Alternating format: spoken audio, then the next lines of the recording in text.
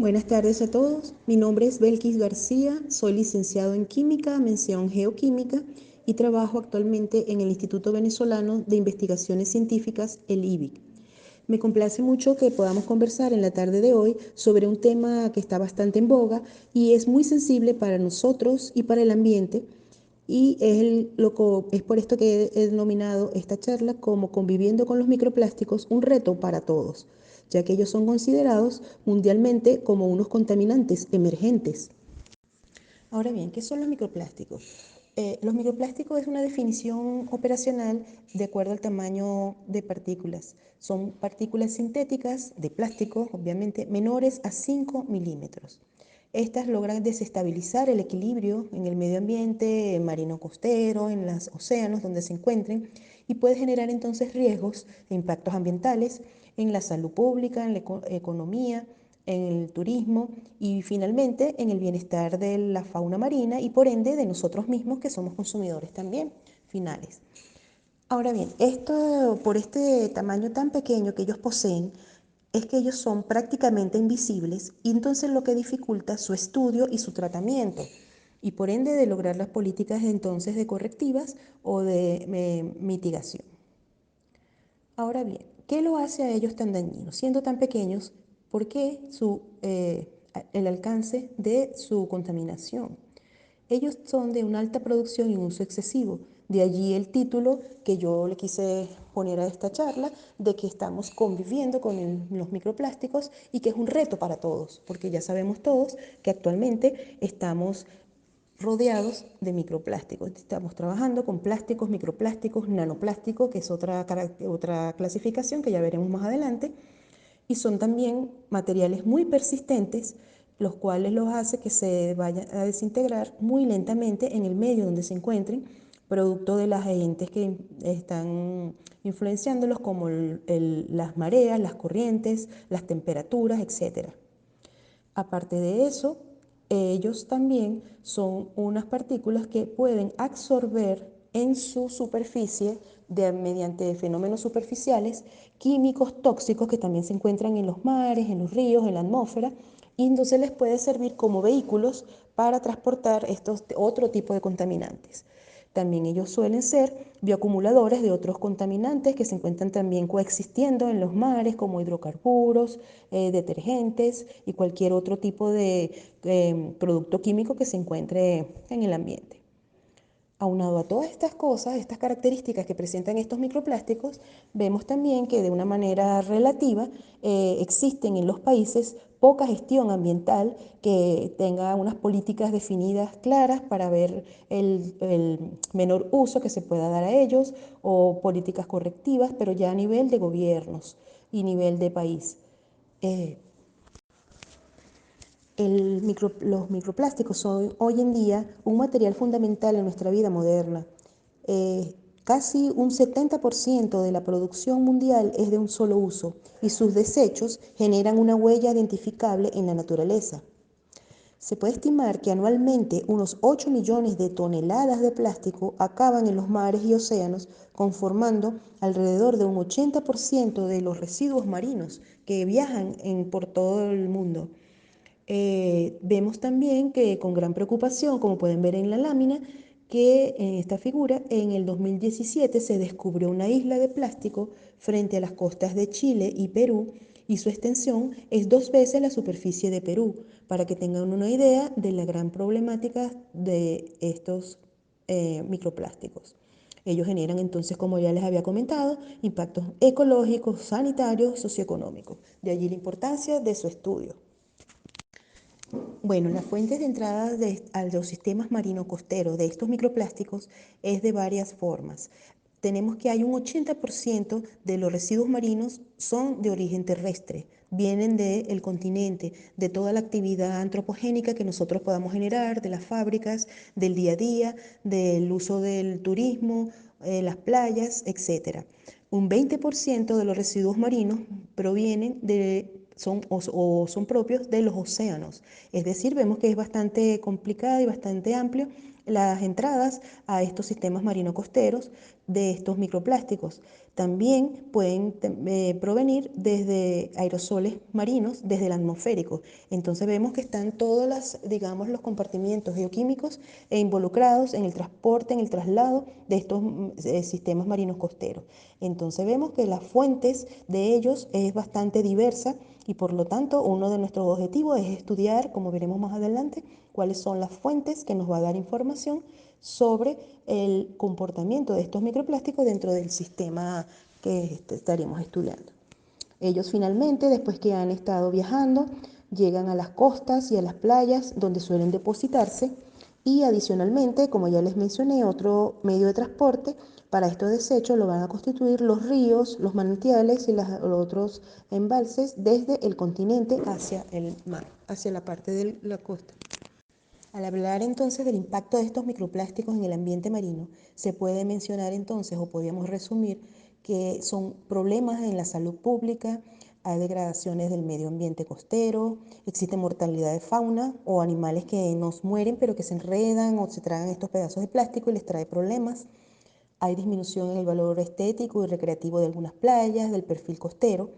Entonces vemos que todos estos microplásticos tienen una afectación directamente sobre las actividades económicas por la basura marina en distintas aristas y como pueden verse afectada la navegación, la pesca, la acuicultura, el turismo, recreación y pudiéramos entonces resumir que se ve afectado e impactado directamente nuestra economía o la economía de un país. Los microplásticos se pueden clasificar entonces según su origen en primarios y secundarios. Los microplásticos primarios son aquellos que se vierten directamente al medio ambiente, es decir, no surgen como efecto de la erosión y degradación o alteración. Los microplásticos primarios representan entre el 15% y el 31% de los residuos plásticos de los océanos. Ahora bien, a diferencia de los primarios, los microplásticos secundarios son los que se producen por la degradación de los diferentes residuos, como ya les había mencionado, por los distintos agentes ambientales en los cuales se encuentra durante su trayectoria o su transporte, el mar, la temperatura, los viajes, etc. La representación de estos contaminantes en mares y océanos es considerablemente mayor a la de los primarios. Ellos representan hasta un 81% de los microplásticos presentes en el agua.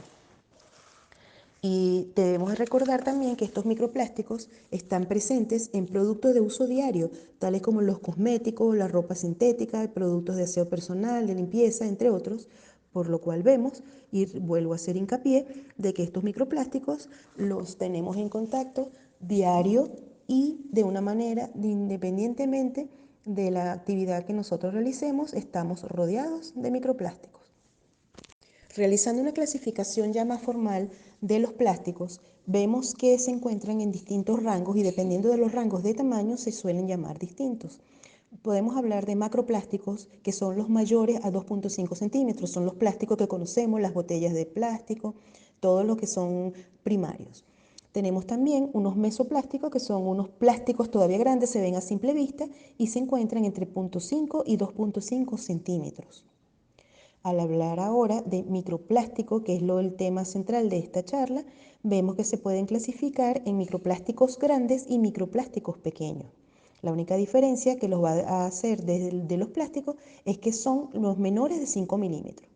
Ahora bien, se pueden dividir entre los microplásticos grandes, 1 a 5 milímetros, y los microplásticos pequeños de 1 micromilímetro a 1000 micromilímetros. Eso también tenemos en otra categoría, mucho más pequeños todavía y cuya química y estudio es mucho más difícil y tenemos que utilizar muchas más herramientas más sofisticadas para estudiarlo y caracterizarlos, que son los conocidos como nanoplásticos, que se encuentran, como su nombre lo indica, entre 1 nanómetro y 1 micrómetro. Esta es su clasificación de los rangos de tamaños que se ha podido determinar y se hacen los estudios relativos a ellos. Bueno, como ya he venido haciendo énfasis a lo largo de la charla, podemos ver que la acumulación de estos microplásticos está empezando a alterar el funcionamiento físico, químico y ecológico de los ecosistemas marinos y costeros de todo el planeta. Si bien esta contaminación es una amenaza global, se han realizado pocos estudios sobre la distribución y las fuentes de microplásticos en regiones marinas y próximo-costeras de Latinoamérica y el Caribe, incluido nuestro país Venezuela, que no se escapa a esta problemática. Si tomamos en cuenta que la costa venezolana abarca aproximadamente una longitud de 3.700 kilómetros, la amplia extensión costera le otorga al país una aventajada ubicación en el Caribe que le permite servir de destino de cantidades enormes de microplásticos provenientes no solo de Venezuela, sino de otras partes del mundo, lo que hace a nuestras costas posibles barreras de acumulación de estos contaminantes. Es por esto, y tomando en consideración la gran extensión de nuestras costas venezolanas, que nuestro equipo ha venido trabajando en los últimos 4 años en el estudio de la zona central costera e insular venezolana, estudiando los niveles de concentración de estos microplásticos, realizando su caracterización física y química de las partículas más comunes para ver su distribución espacial y temporal y poder así puede decir, mitigar y corregir impactos y riesgos futuros en esta parte del Caribe. Es por esto que, como les decía, entonces nuestras zonas de trabajo regulares han sido centralizadas en la zona central costera de la costa de Miranda y en la zona insular venezolana en el archipiélago de los Roques. Se han hecho estudios entonces en la costa de Miranda, en las costas de Higuerote, donde se han tomado muestras, ya veremos cómo, en la costa de La Guaira, en Caraballeda, en el puerto de La Guaira. En zonas insular venezolana hemos trabajado en el archipiélago de los Roques y hemos tenido también la oportunidad de ir a la isla Las Aves, donde hemos tomado muestras para ver entonces cuál es el comportamiento de esas islas hacia el continente. Podemos ver que los objetivos a grandes rasgos de nuestro trabajo consisten en el desarrollo de capacidades nacionales para el reporte de los indicadores marinos costeros en el marco del Objetivo para el Desarrollo Sostenible 14 de los ODS 14 relativos al océano, generales líneas bases de investigación científica para poder luego compararlas y ver cuál es el índice de contaminación por la presencia de estos microplásticos. Y no solamente la parte de estudio científico, técnico-científico, sino también entonces sensibilizaciones de la población y organismos involucrados. También se pretende brindar cursos y talleres a las poblaciones marino-costeras para obtener aliados en el seguimiento y mitigación de la contaminación en algunos sitios de interés y también establecer protocolos de toma y análisis de muestras, algo muy importante en hacer una estandarización para poder entonces comparar los resultados con los otros países y que nos lo validen también. En líneas generales, entonces, ¿en qué consiste esta caracterización de los microplásticos que nosotros venimos realizando? Consta de varias partes, como podemos indicar, se puede realizar unos muestreos, luego que se realizan los muestreos, se realiza la separación de los microplásticos de sus matrices ambientales donde se encuentran, se procede a una separación, a una identificación, a un conteo y a una clasificación, ¿verdad? Todo esto se realiza en matrices ambientales que hasta ahora son las arenas de playa, aguas superficiales, columnas de agua y núcleos. Nosotros ahorita estamos enfocados, hemos hecho estudios, hemos hecho salidas de campo en arenas de playa, en varias playas de Venezuela, como ya les había comentado, y en aguas superficiales, toma de muestra de aguas superficiales con una red manta que ya les explicaré un poco más sobre esto. Para el estudio entonces de estos microplásticos tenemos dos grandes métodos de trabajo, los cuales son salidas de campo y trabajo en el laboratorio. Nosotros vemos que en las salidas de campo uno va hacia los sistemas próximos costeros ya mencionados, donde tomamos muestras de arena de playa y también aguas superficiales y también hacemos unas mediciones de los parámetros físico-químicos más básicos como lo son la temperatura, el pH, la salinidad, el oxígeno disuelto, que también nos va a dar a nosotros algunas ideas sobre el grado de contaminación ambiental que en el sitio donde se toma la muestra. Una vez que tomamos esas muestras, nos vamos al laboratorio y procedemos entonces a realizar las separaciones y los estudios químicos pertinentes para la determinación y la identificación de estos microplásticos. Ahora bien, en el laboratorio se procede a realizar una caracterización física y una caracterización química. La caracterización física va a ser, una vez que ya se han preservado y trasladado las muestras recolectadas al laboratorio, se procede a la primera parte del proceso, que es la extracción de la matriz que les había mencionado, bien sea de agua, bien sea de arena, de sedimentos de fondo. Se extraen mediante una separación por densidades de la matriz en que se encuentran, luego se purifican eliminando la materia orgánica, los carbonatos, que si es el caso, y luego se procede entonces a separar estas fracciones. Nosotros trabajamos básicamente con la fracción de 1 milímetro a 5 milímetros y una fracción un poco más fina de 0,3 milímetros a 1 milímetro. Tenemos dos tipos de microplásticos, unos grandes y unos pequeños. Luego se procede a cuantificar y procedemos a identificarlos. Para ello se debe utilizar un microscopio óptico o un microscopio electrónico que sean precisos para poder ver los microplásticos con un gran aumento, que nos va a permitir medir con precisión el tamaño, el color, que pueden ser negros, rojos, blancos, y la forma y la composición de estas partículas presentes. Todos estos datos anteriormente mencionados nos van a dar una idea de las fuentes y de los transportes. Existen distintos tipos o tamaños o formas de estos microplásticos, como pueden ser los pellets, que son pelotitas, fragmentos, fibras, películas, filamentos, esferas, esponjas.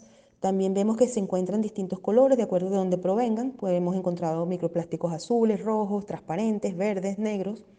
Y estas, tanto los primeros datos de la forma como lo de su morfología, como sus colores, nos dan a nosotros una información o una idea de dónde pueden provenir. Si son pellets, son micropartículas que pueden provenir de los artículos de belleza.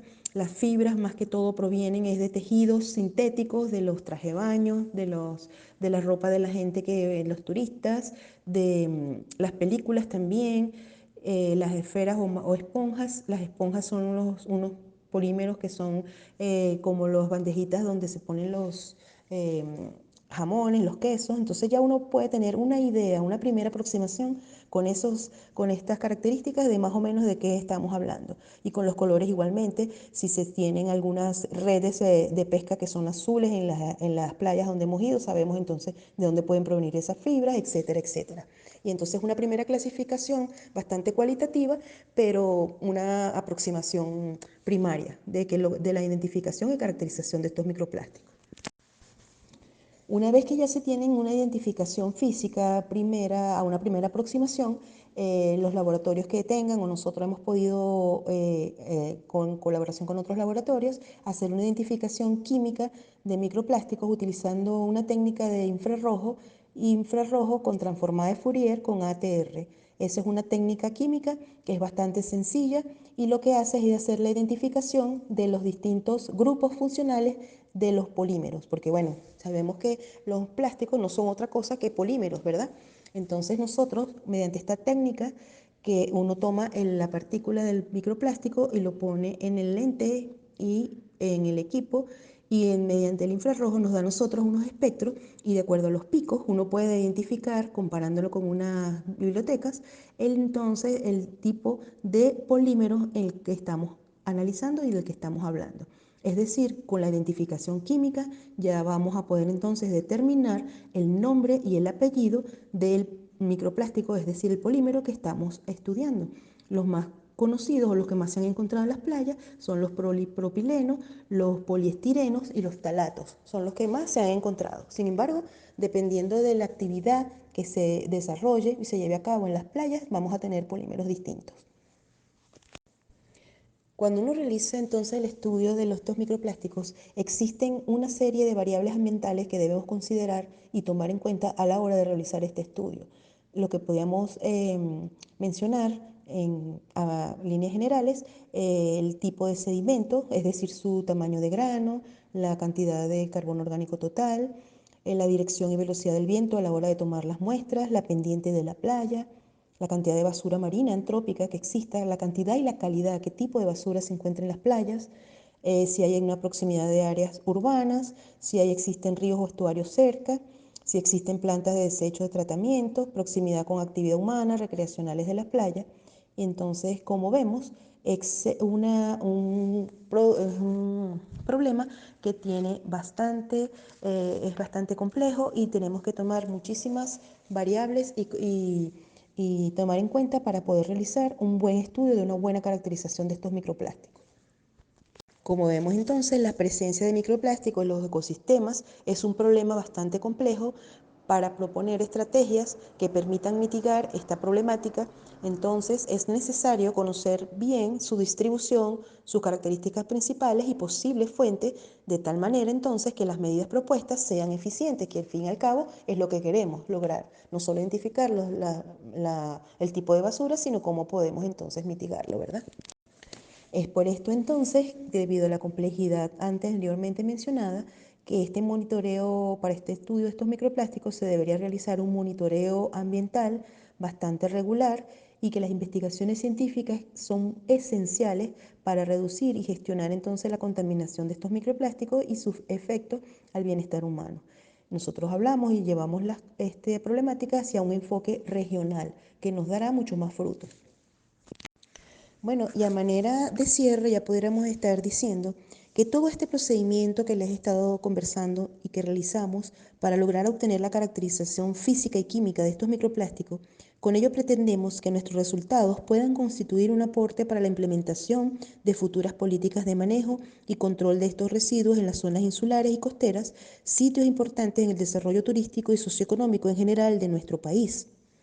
También, como habíamos conversado, hemos visto en los objetivos de nuestro trabajo, también pensamos o queremos que los datos obtenidos en estos trabajos que hemos venido realizando ayuden en el desarrollo de capacidades nacionales para el reporte del indicador 14.11b, que se trata o habla sobre la contaminación marina por microplásticos, del objetivo para el desarrollo sostenible 14, ODS 14, de la Agenda 2030 para el Desarrollo Sostenible de las Naciones Unidas. Esto es muy relevante para Venezuela porque propiciará los primeros reportes venezolanos referentes al ODS 14. Además del trabajo técnico-científico, es necesario también desarrollar una interacción e intercambio de conocimientos con comunidades organizadas de la zona, para contribuir con el desarrollo sostenible de estos importantes ecosistemas costeros insulares, para formar talento humano también a través de talleres, seminarios, tesis. Nuestras investigaciones generan también importante información científica que va a mejorar el bienestar y calidad de vida de las poblaciones que viven, trabajan y hacen turismo en las zonas próximo costeras e insulares de interés. Y estas zonas adyacentes fundamentalmente pertenecen a los estados Miranda y La Guaira, que es donde actualmente estamos enfocados.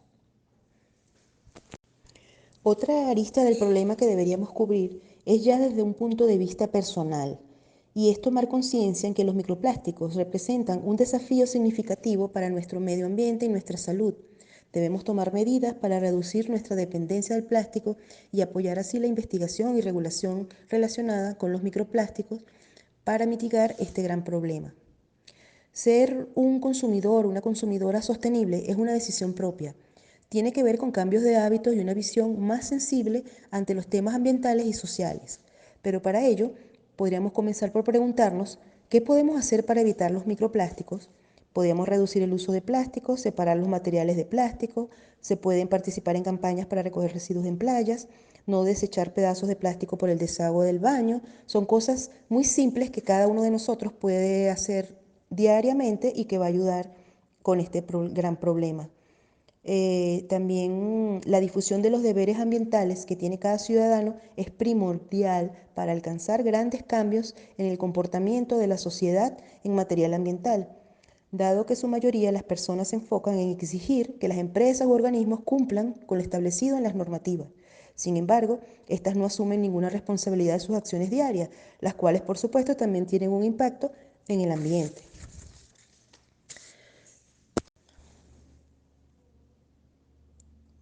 Podemos decir también que esta problemática mundial requiere de un trabajo en común de todos los países del planeta.